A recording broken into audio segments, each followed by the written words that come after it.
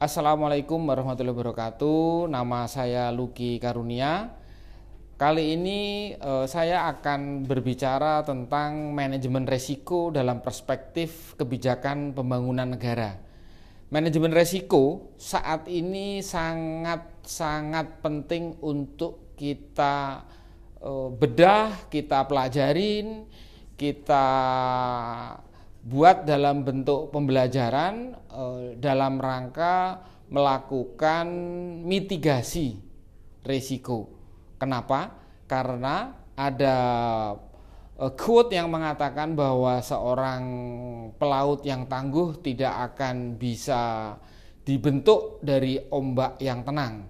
Dia butuh melewatin resiko, yaitu ombak yang tinggi dan gelombang yang menghempaskan pelaut tersebut sehingga dia bisa bertarung di lautan bebas. Begitu juga dengan masalah pembangunan, di mana resiko ini perlu diperhatikan dari awal. Karena apa? Karena pembangunan melibatkan proyek jangka panjang, di mana di situ banyak ketidakpastian. Proyek-proyek tersebut kemungkinan menghasilkan kegagalan dalam pembangunannya. Kemudian juga adanya resiko untuk menjaga stabilitas sosial dan politik, serta kita harus selalu meningkatkan efisiensi penggunaan anggaran.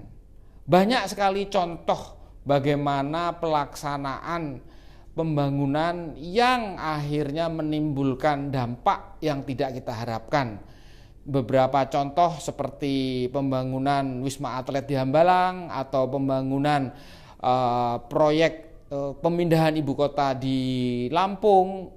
Hal-hal tersebut harus dilakukan mitigasi resikonya dari awal. Oleh karena itu, manajemen resiko ini sangat perlu kita bahas, kita diskusikan kali ini. Sebelum kita masuk ke kebijakan pembangunan, resiko dalam kebijakan pembangunan, kita harus paham dulu tentang apa sih sebenarnya resiko itu. Ya kan? Resiko itu paling tidak seperti kita menyediakan payung sebelum hujan. Memang payung tidak bisa menghentikan hujan, tetapi paling tidak payung mampu mengantar pemiliknya melewati hujan sehingga dia tidak basah dan dia bisa mencapai tujuannya. Oleh karena itu, memahami manajemen risiko sangat penting, terutama dalam hal pembangunan.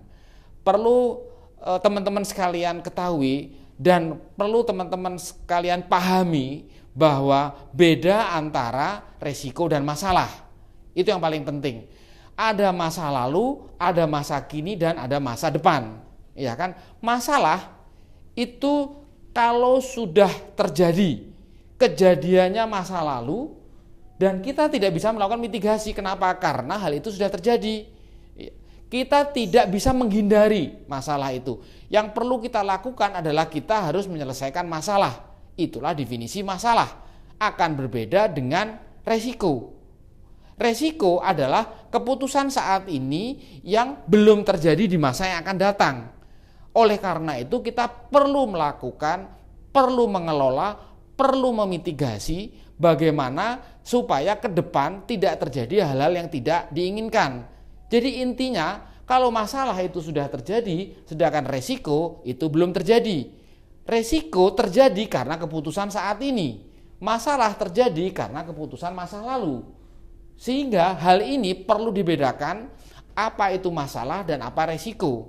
Oleh karena itu, dalam melakukan pembangunan dari awal kita harus sudah melakukan mitigasi. Apapun bisa menimbulkan resiko. Kegiatan apapun pasti ada resikonya. Tidak ada kegiatan yang tidak ada resikonya.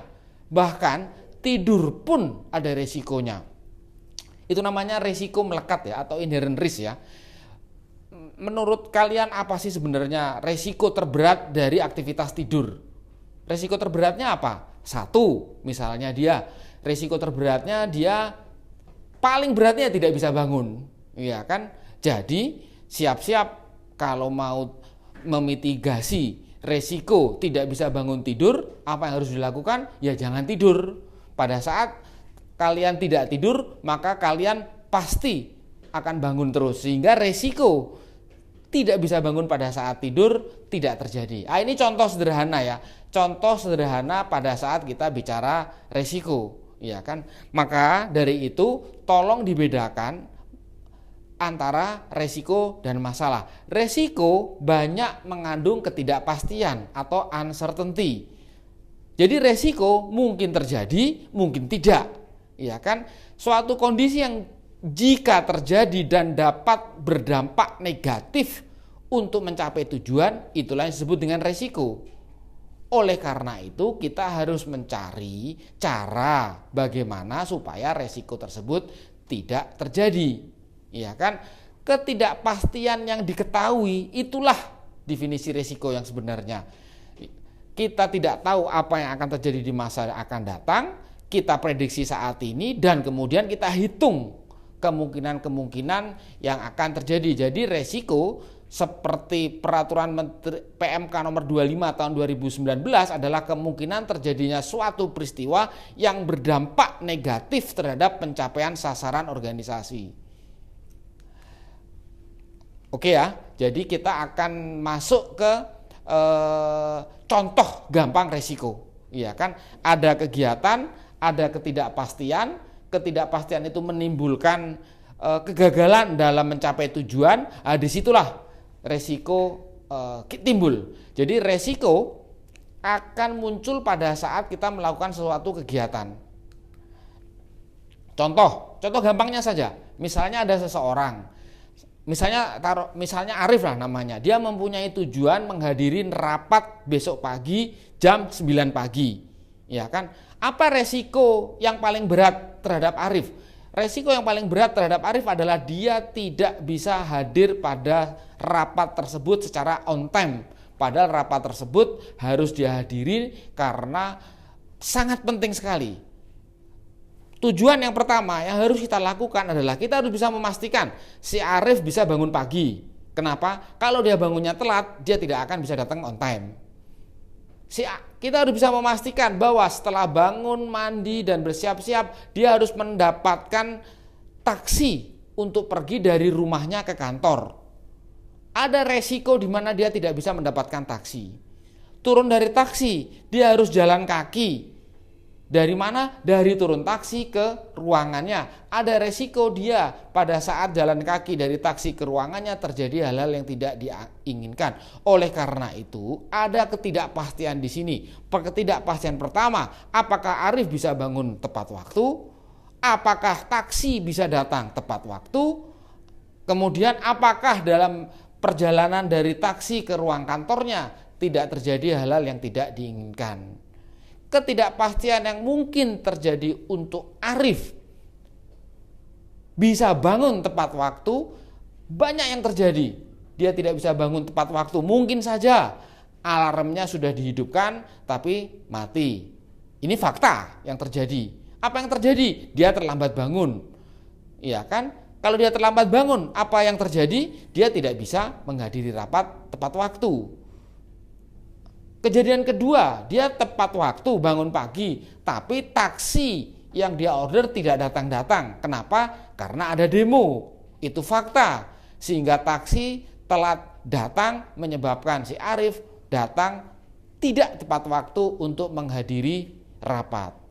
Oleh karena itu semua ketidakpastian tersebut harus bisa kita ketahui. Resiko-resiko yang menyebabkan Arif tidak bisa datang tepat waktu harus kita mitigasi. Itulah perlunya manajemen resiko. Ini hanya untuk kasus Arif. Bagaimana dengan pembangunan? Di mana pembangunan di sini menghabiskan mungkin uang miliaran atau triliunan. Oleh karena itu, manajemen resiko dalam pembangunan adalah metode yang sistematis untuk memeriksa resiko, menentukan cara penanganannya yang tepat, sehingga kita bisa mencari sumber-sumber resiko dan ketidakpastian yang kita dapat identifikasikan dan kita minimalisasi dampak-dampaknya. Semakin besar nilai proyek akan berpengaruh terhadap resiko atau kemungkinan yang akan terjadi pada proyek tersebut. Sehingga tujuan kita melakukan manajemen resiko dalam pembangunan adalah kita melakukan identifikasi, evaluasi, kemudian mengkaji bagaimana cara mengelola resiko yang timbul dari pelaksanaan proyek pembangunan. Perkembangan manajemen risiko sektor publik di Indonesia dimulai dengan terbitnya Undang-Undang 17 tahun 2003 tentang keuangan negara, 2004 Undang-Undang Nomor 1 tentang perbendaharaan negara, 2008 PP 60 tentang sistem pengendalian internal pemerintah, 2013 Perka BPKP 20 2013 tentang pedoman evaluasi SPIP, tahun 2016 Perka BPKP tentang pedoman maturitas SPIP, tahun 2021 Per BPKP tentang penilaian maturitas, serta banyaknya peraturan menteri, kepala lembaga, kepala departemen tentang manajemen resiko. Terakhir tahun 2023 Perpres nomor 39 tentang manajemen resiko pembangunan nasional. Cukup di sini dulu tentang manajemen resiko. Kita akan bertemu lagi secara detail tentang bagaimanakah penerapan manajemen resiko ini di pembangunan negara. Terima kasih. Assalamualaikum warahmatullahi wabarakatuh. Sekian Sobat Setia untuk video pembelajarannya hari ini. Jangan lupa like, komen, dan subscribe. Sampai ketemu lagi di video pembelajaran berikutnya.